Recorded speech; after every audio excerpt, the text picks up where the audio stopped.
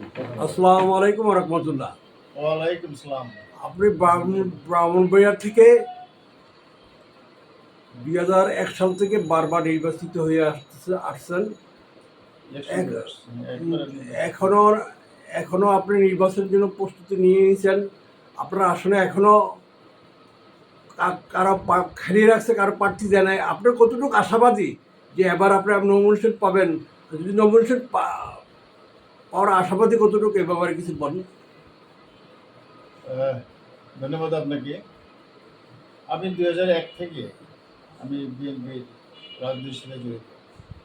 The then chairperson Begum Khaleda আমাকে রাজনীতিতে very kind enough আমাকে রাজনীতিতে নিয়ে আসেন। 2001-এ নির্বাচন করে আমি আমি নির্বাচিত হই। সেই 2001 থেকে নিয়ে এই পর্যন্ত আমি মাঠে আছি। 2008-এ নির্বাচন করছি, সেখানে আহ, কম সংখ্যক ভোটে হেরে গেছি। কারণ তখন ভাঙ্গা একটা ইলেকশন ছিল।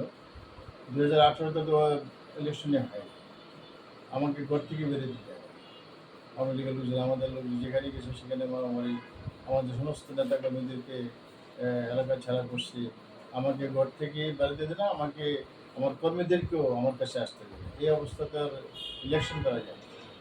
2008 আর এটা হলো নিষিদ্ধ যে ভোট হয়েছে, কাজে এটা কোনো নির্বাচন নেই।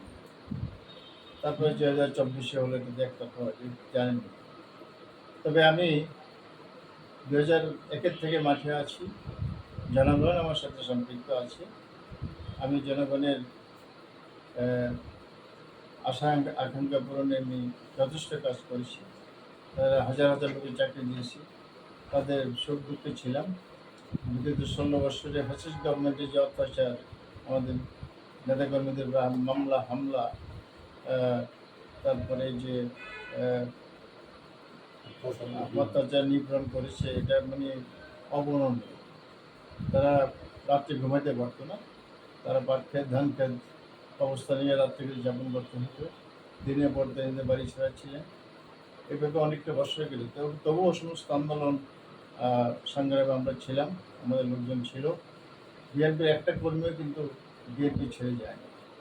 আমরা ধানের শীষের ভক্ত।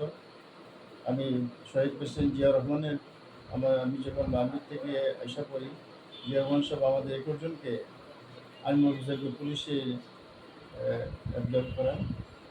সেই পুলিশে আমি ছিলাম। পুলিশ থেকে রিটায়ার করার পরে এই রাজনীতি শুরু করি। এখন পর্যন্ত মাঠে আছি।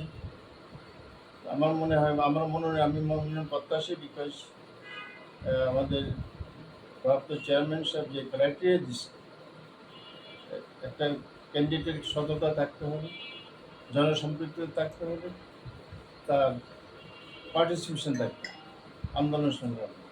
আমি আমার তিনটেই আমি ইনশাল্লাহ আমি ভালো ভালো ছিলাম। আমার সততার কোনো, আমার মনে হয় না nobody can challenge my integrity. সততা আমি আহ, কোনো লোকে আমার দিতে খারাপ করার মধ্যে বলার মধ্যে কিছু নাই। আমি টাকা পয়সা নেই না, দেই না কাউকে। হ্যাঁ, নির্বাচন করতে হলে কিছু টাকা লাগে, বন্ধু বান্ধব আসছে, তারা কিছু হেল্প করে, তো পার্টিও দিচ্ছে আমাকে তখন। এইভাবে আমরা রাজনীতি করে আসছি। তো এইবারটা আমি অত্যন্ত আশাবাদী ছিলাম যে যেহেতু আমার 80% লোক আমার পিছনে আছে, জনসম্পৃক্ত আছে, আমি জনগণের এত বছর জনগণের সাথে আছি, তাদের সুখ দুঃখে ছিলাম, তাদের সমস্ত কর্মকাণ্ডের সাথে আহ, সমস্ত অত্যাচার নিপীড়ন আমরা সহ্য করছি। এবং আমার জনগণ এখন আমাকে অত্যন্ত ভালোবাসেন, তাদের ভালোবাসার জুড়ে এখন কিন্তু মাঠে আছি। এইবার আশা করেছিলাম যে আমাদের হয়তো নমিনেশন দিবেন, কিন্তু জোটের একজন শরিক, তিনি গণফোরামের মুনাজ সাকি সাহেবকে দেওয়ার জন্য একজন চেষ্টা করতেছে। উনিও এলাকার, উনি ছিলেন না। 5 আগস্টের পরে ওনার বাড়ি এখানে, উনি was born and brought up in summer else. উনি কিন্তু সম্পৃক্ত তো নেই, লোকজনের সাথে সম্পৃক্ত নাই। তো জোটের থেকে দিলে কিন্তু বানসম্মরবাসীটা মানতে রাজি না। কারণ আমরা সারা জীবন ধানের শীষে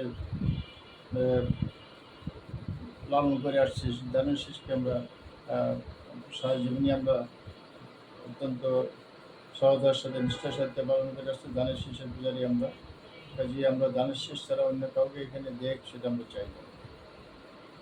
এখন এটা হলো বর্তমান যারা আছেন আমাদের টপ লেভেলে যারা আছেন, যারা নীতিনিক যারা, তারা যদি চাপাই দেয় তো কিছু করার নাই। হ্যাঁ, যদি হয় তাহলে এটাতে আমাদের যে ইয়ার উপরে সিদ্ধান্তের উপর সব কিছু নির্ভর করে। যাক, আহ, জামাতে ইসলাম চাচ্ছে যে জুলাই আন্দোলনের যে গণভোট, তারা চাচ্ছে নির্বাচন আগেই গণভোট হওয়ার জন্য, আর বিএনপি চাচ্ছে নির্বাচনের দিনই গণভোট হবে। তো এটা নিয়ে আগেও জামাত ইসলাম তারা পিয়ার পদ্ধতি নিয়ে নির্বাচনটা বারসাল করার জন্য একটা চেষ্টা করছে, ওটা পারে নাই। এখন বানচাল করার চেষ্টা করতেছে, যে এটা একটা ষড়যন্ত্র, ষড়যন্ত্র করতেছে। এই ব্যাপারে আপনার মন্তব্য কি? ভোটকে পিছিয়ে নেওয়ার জন্য, যাতে গণভোট এমন কিছু জরুরি নয়। যেখানে জাতীয় নির্বাচন হবে সেখানে গণভোটের কি দরকার? আর গণভোট দিয়ে কি প্রমাণ হবে? এত কিছু এখন হ্যাঁ, গণভোট যদি নির্বাচনের আমাদের জাতীয় নির্বাচনের সাথে গণভোট হলে কোনো অসুবিধা নেই, একসাথে হয়ে যেতে পারে। গণভোট তার ব্যালট পেপারের দরকার হয় না। হ্যাঁ, জনগণ হা বা না ভোট দেবে, এতে করে একসাথে হতে পারে।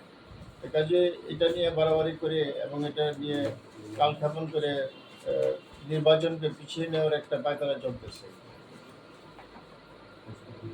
একটা পায়তারা, নির্বাচনকে পিছিয়ে নেওয়ার একটা পায়তারা চলতেছে। আমাদের বিএনপির ভারপ্রাপ্ত চেয়ারম্যান তারেক জিয়া দীর্ঘদিন জিয়া বলতেছে আসতেছে আসতেছে, এবার বলছে নভেম্বরে আসবেন। আর তারেক জিয়া কবে নাগাদ আসতে পারে, এই ধরনের আপনার কি আশাবাদী? আমরা তো আশাবাদী নভেম্বরের সেই দিকে হয়তো আসতে পারেন। কেউ অনেক কিছু নির্ভর করে দেশে বর্তমান পরিস্থিতি, ওনার সিকিউরিটি দরকার আছে। তো যিনি ওনার উপরে সবারই তো একটা রুশ আছে। কাজে নেতাকে আমাদের রক্ষা করতে হলে প্রতি পরিস্থিতি ঠিক না হলে আসবে কেমন? পরিস্থিতি যদি অনুকূলে আসে নভেম্বরে অবশ্যই আসবেন, আসবেন না কেন? উনি ইলেকশন করবেন অবশ্যই। আমি আশাবাদী, আমি জানি না, বাট আমি আশাবাদী যে ইলেকশনে আগেই উনি আসবেন। যাক, 2026 সালে ফেব্রুয়ারিতে নির্বাচন হবে, আমরা আশাবাদী। আপনার নির্বাচন হলে বিএনপি ক্ষমতা আসবে বা জামাত আসবে, বা বিএনপি অবস্থানটা কি, বর্তমানে কি অবস্থা আছে বিএনপি, এ ব্যাপারে আপনার? বিএনপিতে মনোনয়নে একটা দর কষাকষি হচ্ছে, অনেক জায়গাতে এরকম কিছু গণ্ডগোল হচ্ছে। বাট আমার দৃঢ় বিশ্বাস, যেহেতু দল মনোনয়ন দিচ্ছে, আমরা সবাইকে দলের সিদ্ধান্তকে মেনে নিতে হবে এবং সুষ্ঠু ভোটের দিকে আগামীটা এই দেশে একটা সুষ্ঠু ভোটের দরকার আছে, নাহলে দেশের অস্তিত্ব রক্ষা করা মুশকিল হয়ে যাবে। আমরা চাই যে একটা 26 ফেব্রুয়ারিতে ইলেকশন হওয়াটা এখন তো জরুরি। এটার জন্য আমাদের সমস্ত কিছু বলে কি আমার নির্বাচনমুখী হতে হবে। আর একটা পার্টিতে একজনকে নয়, একটা এলাকাতে একটা কনস্টিটিউন্সি একজনকে দিতে পারে, 320 সিটের বেশি দিতে পারবে না। কাজে ওইটা লিমিটেশন আছে, অনেকে সবার মন রক্ষা করা যায় না। তবে যতটুকু পারে পার্টি হয়তো চেষ্টা করতেছে সবাইকে করার জন্য, বা কাউকে আশ্বাস দিয়ে যাতে একটা সুন্দর পরিবেশ সৃষ্টি করে সেই জন্য চেষ্টা করা হচ্ছে। এখন আমাদের বিশ্বাস আমরা নির্বাচনমুখী হতে হবে। দেশে নির্বাচন ছাড়া কোনো উপায় নেই। নির্বাচন যদি একটা সুন্দর একটা নির্বাচন হয় এবং জনগণের সরকার প্রতিষ্ঠিত হয়, তাহলে হয়তো আমরা দেশের আইন শৃঙ্খলা ফিরিয়ে আনতে পারবো এবং দেশে একটা সুস্থ পরিবেশের সৃষ্টি হওয়ার সম্ভাবনা আছে।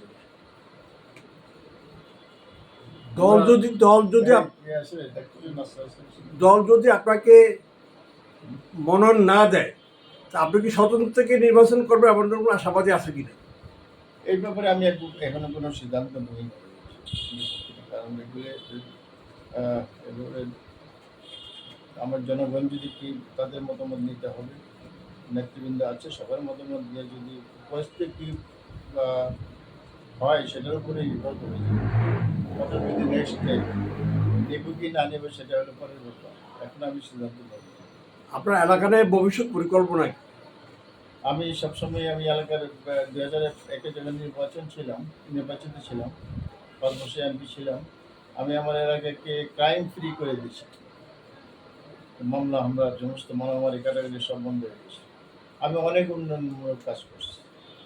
ইনশাল্লাহ আগামীতে যদি নির্বাচিত হই তাহলে ব্রাহ্মণবাড়িয়া বাঞ্ছন্দ্র উপজেলা একটা মডেল উপজেলা হিসেবে আমরা গড়ে তুলব ইনশাআল্লাহ। ধন্যবাদ আপনাকে। Thank you. আসসালামু আলাইকুম রহমতুল্লাহ। কি জানি না কি